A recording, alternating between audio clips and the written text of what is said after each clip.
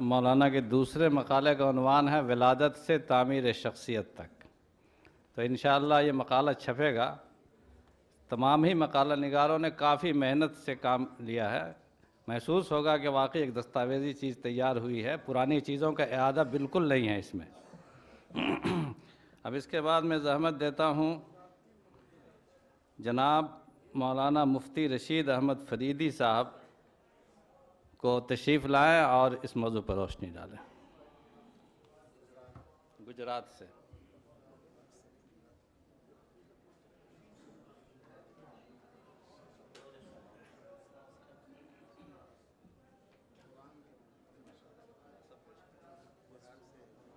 جی السلام علیکم ورحمۃ اللہ وبرکاتہ۔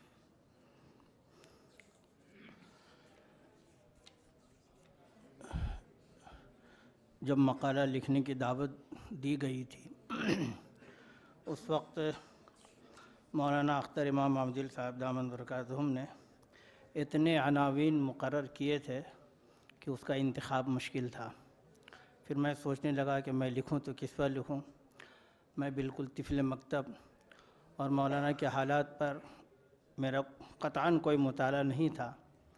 میرے پاس صرف ایک کتاب تھی جو آج سے 20 سال پہلے حضرت قاضی مجاہد الاسلام صاحب رحمۃ اللہ علیہ نے جو سیمینار کیا تھا مقالات سجاد، وہ میرے پاس تھی تو میں نے اسے نکالا اور کچھ مطالعہ بہت پہلے کر چکا تھا، تو جب یہ تقاضا آیا تو پھر میں نے اس پر لکھنا شروع کیا۔ میں پہلو تہی کر رہا تھا لیکن مولانا اختر امام عادل نے ایسا زور باندھا کہ مقتدی کو سوائے اقتداء کے چار نہیں رہا۔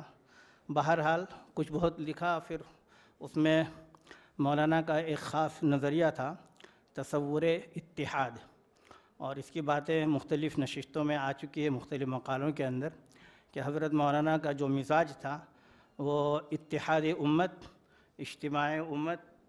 تو اتحاد اور اجتماع کا جو تصور تھا یہ خالص اسلامی نقطۂ نظر سے تھا، جس کو انہوں نے پہلے اسلامی گہرے مطالعے سے اپنے علم کے اندر جو ہے اسے سمایا اور پھر اس کے بعد جو ہے اسے عملی جامہ پہنایا ہے۔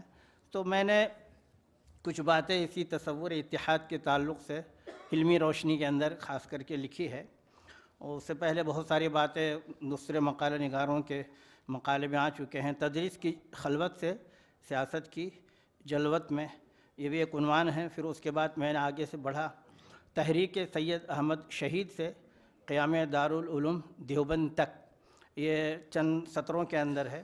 پھر اس کے بعد ایک عنوان ہے اسلامی سلطنت کے قیام کی تدابیر۔ وہاں پر میں نے لکھا ہے ان حالات کے پیش نظر اپنی عظمت رفتہ کو واپس لوٹانے یا کم از کم اپنے تشخص کو محفوظ رکھنے کے لیے کبار علماء ہند مختلف تدابیر اختیار کر رہے تھے۔ ان میں سب سے اہم شیخ العرب والعجم حضرت شیخ الہند مولانا محمود حسن دیوبندی رحمۃ اللہ علیہ کی تحریک ریشمی رومال تھی، جو تقدیر الہی سے حضرت شیخ الہند کی اسارت مالٹا پر ختم ہو گئی۔ اگرچہ تحریک آزادی کے لیے علماء ہند کا نشہ وہ نہیں تھا جسے ترشی اتار دے، تو دوسری تحریک جس سے مسلمانوں کی شرادہ بندی ہو سکے اور اختلاف مذاق کے باوجود تمام مسلک کے مسلمان اسلام کے نقطۂ وحدت پر مجتمع ہو سکیں، اس کے لیے تحریک خلافت شروع کی گئی، جس کے اصل محرک حمیت دینی سے شرشار، غیرت ایمانی سے لبریز حضرت مولانا ابو المحاسن تھے۔ آپ نے سب سے پہلے مولانا عبدالباری فرنگ محلی کی صدارت میں یہ خلافت کی جو داغ بیل ڈالی اس کا ذکر ہے۔ پھر اس کے بعد ایک عنوان ہے تحریک آزادی میں اتحاد کی تجویز، تحریک خلافت جو ناکام ہونے کا ذکر، مگر انگریزی حکومت کی جڑ اتنی مضبوط ہو چکی تھی جس کا اکھاڑ پھینکنا صرف مسلمانوں کے بس میں نہ تھا، چنانچہ اتحاد بین المسلمین والمشرکین کی تجویز پیش ہوئی۔ اتحاد کے اس تجویز اور اس کے حدود شرعی کی تعیین کرنے والوں میں دراصل حضرت مولانا ابو المحاسن ہی پیش تھے۔ چنانچہ کانگریس کے ساتھ اتحاد کی لہر پورے ملک میں تیزی سے پھیل گئی، اور اب آزادی ہند کی تحریک میں اتنی نئی زندگی اور حرارت پیدا ہو گئی، اور روز افزوں آزادی کے متوالوں کا کارواں عزم و ہمت کے ساتھ آگے بڑھتا رہا۔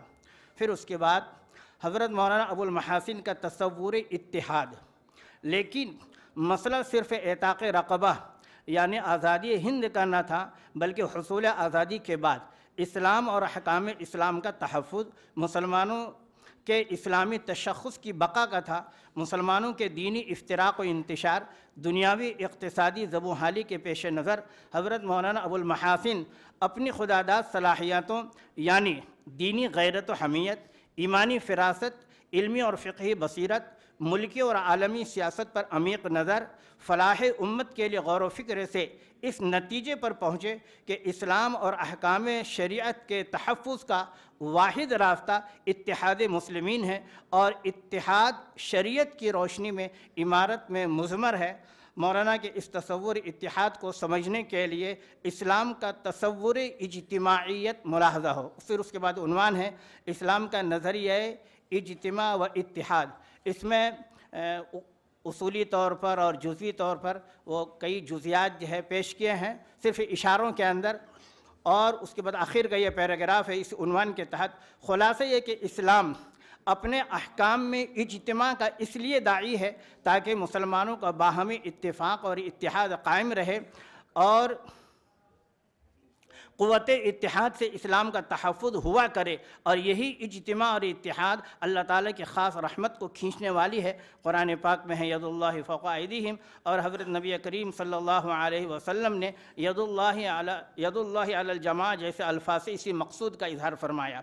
پھر اس کے بعد مولانا ابو المحاسن اور امارت کی ضرورت۔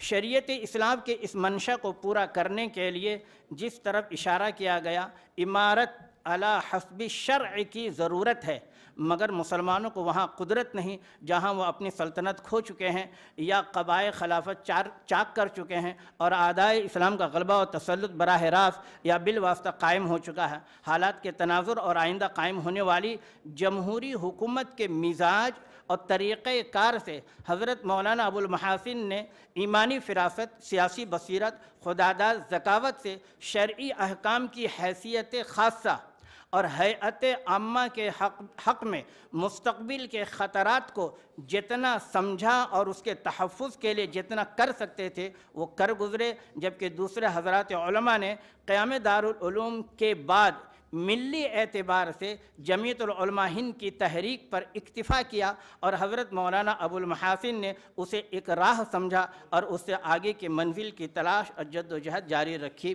چنانچہ امارت جس منزل کا نام ہے اس تک پہنچنے کے لیے جمعیت العلماء کی تنظیم ضروری تھی، جس کا پہلا زینہ انجمن علماء بہار اور دوسرا زینہ جمعیت العلماء ہند۔ اگرچہ یہ بھی تحریک اتحاد کا ایک باوقار مضبوط حصہ ہے، مگر حقیقت میں ہم ابھی راہ میں ہیں، منزل کی یافت نہ ہو سکی ہے، اور جو مقاصد شرعیہ امارت کے وجود سے انجام پاتے ہیں ہنوز تکمیل کے منتظر ہیں۔ لعل اللہ یحدث بعد ذلک امرا۔